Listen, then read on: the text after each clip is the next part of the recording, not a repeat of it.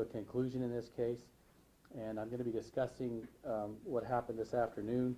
But before I do, I want to just pay particular thanks to a woman who called 911, and I'll get to what she had to say. I want to thank the community in general. They've been very supportive, very helpful. We're clearly very interested, but really also when we needed them to back off and give us space and patience and time, they did. So I want to thank folks for that. Believe it or not, I want to thank the media. I appreciate all of you. The message got out extremely early from KIT and Lance this morning, all the way up to many of the national networks who've been conducting interviews throughout the day, keeping people informed. And we couldn't do that without you, and I mean that. It's very helpful, and you were all energetic and assisting us with getting that really important message out to folks. As you'll hear, he was out in the community, so it was the threat was never really gone, and I will go into some detail about that. And then I want to thank law enforcement, and if any of you were out at the scene, which I suspect most of you were, it's a pretty long list, but it's really, we couldn't do this alone, and it's really important, I think, to make sure to point folks out and to thank them. So Yakima Police Patrol, the Yakima SWAT team, gang unit detectives of all YPD detectives, the Yakima Sheriff's Office, Grandview PD, Union Gap PD, Moxie PD, the Washington State Patrol. Benton County actually sent a tactical team, I believe. Lieutenant, is that right? Benton County's tactical team? Okay, K9 and a tactical team. Tri-Cities Regional also sent folks to help us. The FBI was very helpful today, U.S. Marshals as well. Fish and Wildlife, state parks, and then of course we couldn't do anything without Suncom Communication and the YSO Dispatch, which helped us keep everything coordinated and working smoothly and safely. Excuse me. So with that, I think most of you have heard what happened today. I'm going to recap kind of the end of the day, and then I'm going to take questions from all of you. And then for folks watching live on Facebook, we will take questions from media. If you just type in your question and what agency you work with, organization, and your name, we'll call that out and do our best to answer as many questions as we can. But I want to start with the folks who are here in the room. But at it was 2:16, Captain, is that right? 2:16 p.m. we received a 911 call. As many of you are aware, we had a SWAT call out. We had a house surrounded where we were hoping the suspect was located, but he was not. He was over by the Target store in Yakima. Could I get that map up?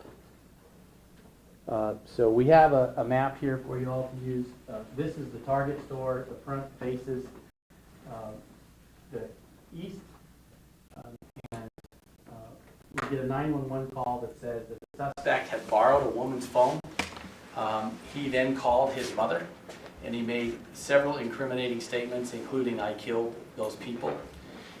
He made several statements in front of her that he was then going to kill himself. She then was able to get her phone and try to separate from him and call 911. I listened to that call. It's pretty harrowing, and I have to really thank her again because she was very courageous in getting us there. And so the information that she was providing said that he was near the Pizza Hut, which is on the southeast side of the Target store. Officers began immediately responding, and within minutes the suspect was actually located right in this area near the local Roots marijuana store. The suspect apparently shot and killed himself, and that was prior to officers' arrival. There were officers who heard the shots, but no one saw him actually do that. He was pronounced deceased at the scene, is that correct? No, sir, about 3:50. So they medical care tried to save his life, but he was later pronounced deceased. In a vehicle? I'm sorry? Was he in a vehicle? He was not, he was on foot. And we don't know how he got to this area. And that's one of the things, and I'm happy to answer those questions. But obviously that drew a resolution to this to some degree. we're going to have to go through the formal process of identification, but everything that we see and what he said and what happened leads us to believe this is the same person that was involved in the shootings at the Circle K and the Arco gas station this morning. Clearly, we have to have a more formal process, but I can say with pretty good confidence that we believe that this is the person who was involved in those incidents today. I briefly just want to say the family was cooperative with us all day, and we also appreciate their assistance in this, and of course, devastating time for them. With that, I think I will just go ahead and answer questions. Yes, ma'am. Do you know if the suspect was at his parents' home at one point? I don't believe the home he was at was his parents' home. Do we know that? I think the whole family was not there. Okay, so yes, we did have information that he was there. We were having trouble confirming that he was still there. And to be honest, I don't know that we could say for a fact when he left and how he left. We did have some video, but it was really grainy and difficult to discern. I will say that we obviously have to assume he's there and assume he's out and react according to both of those possibilities. So there was a long, long ordeal at the house with the hope, of course, that he was contained in the house. Emily? In the 911 call or in his conversation with the woman, did he give any indication of the motive for the shooting? So I can tell you it was a really emotional call. There are parts that are very difficult to understand what she's saying. I listened to it myself and I didn't hear anything that was really clear.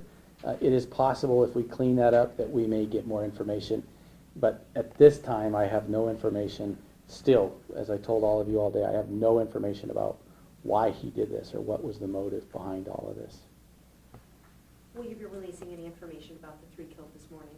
We won't. The coroner's office will do that. They'll ID those folks, notify their families, and then that'll be released. Was there anything found at the suspected home?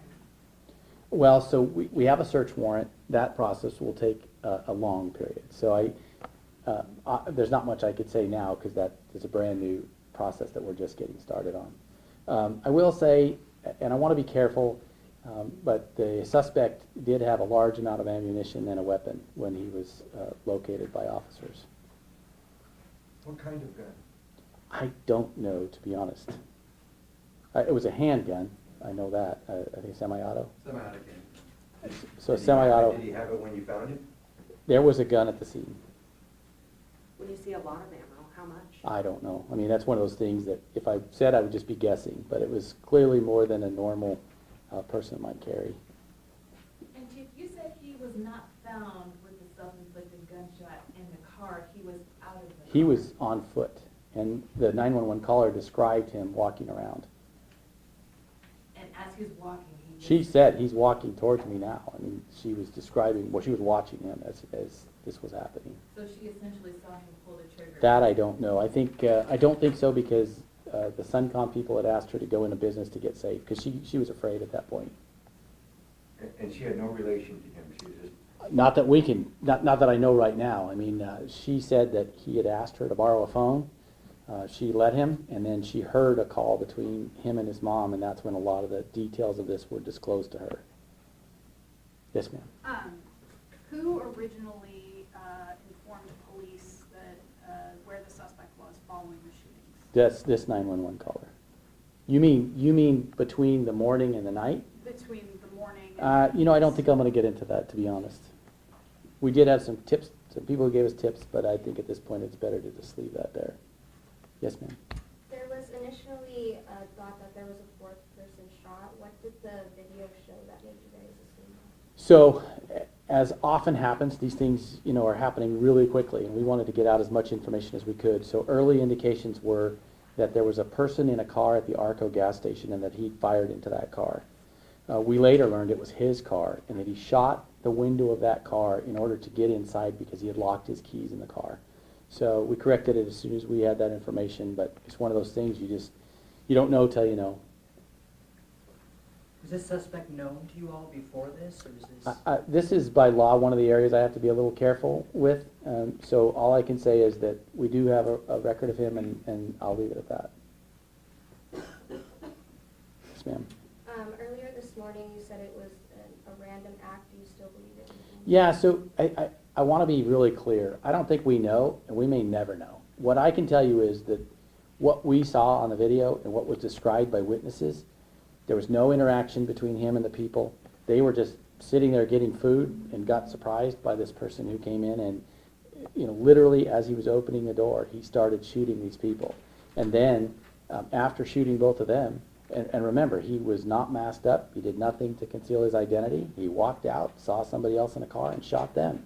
And then walked across the street, shot his own car, a lot of times, by the way, and drove away. So from the video and the witness statements, it looks very much random. We may learn throughout the investigation that there was something else. You know, I don't know of anything. I don't think we have any indication of that at this time. But if we do learn that, we'll let you know. Unfortunately, it doesn't look like a robbery. It doesn't look like a typical motive that you might see in a shooting, which of course is what makes this such a difficult and troubling case for everybody. Chief, we know that this has rocked the community. Is there a new message now that there is somewhat of a conclusion to all of this? You know, unfortunately, there's just not a lot of good that you can say in this. It's just difficult. It's difficult for the officers. It's difficult for the community. It's difficult for the families on both sides of all this. My hope is that we could treat each other with kindness, you know, and sympathy for the poor folks who lost family members today. Yeah, I've done interviews with most of you today, so they blur together. But you know, I was asked, could this be prevented? Well, I don't know how. I mean, he just came in and did this. And it would be really difficult to defend yourself, even if you were a highly trained person, because you wouldn't know this threat was coming.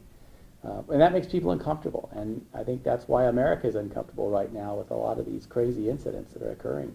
And here we are in little Yakima, right on the heels of California, dealing with much the same thing. But I don't have the answers, and our job is to get evidence and locate suspects. And I'm very proud of the team. They did just that today. And luckily, nobody else was hurt. Yes, sir. Do you think the suspect was under any influence of narcotics during any point or at the time of the shooting? I don't think there's any way for us to know that at this point.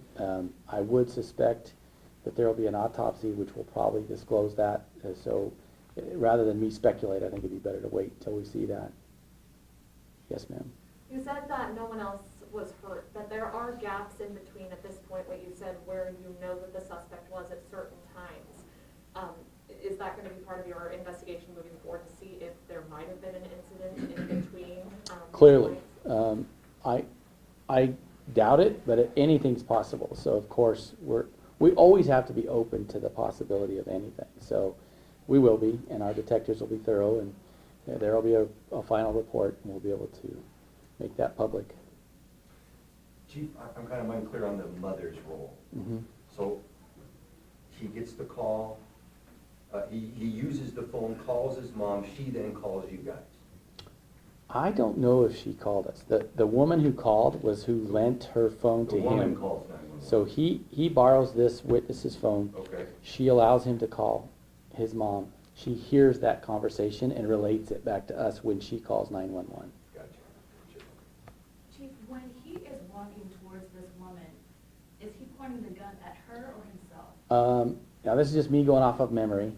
I just want to be careful with those things. I don't remember her saying she ever saw a gun. And by the time he shot himself, as I think I told you, she was inside of a business. Right, she walked away. Thank you for that clarification. Is there any questions from the media online? Okay. Anything else from all of you? Okay. Thank you all. I really appreciate you coming today.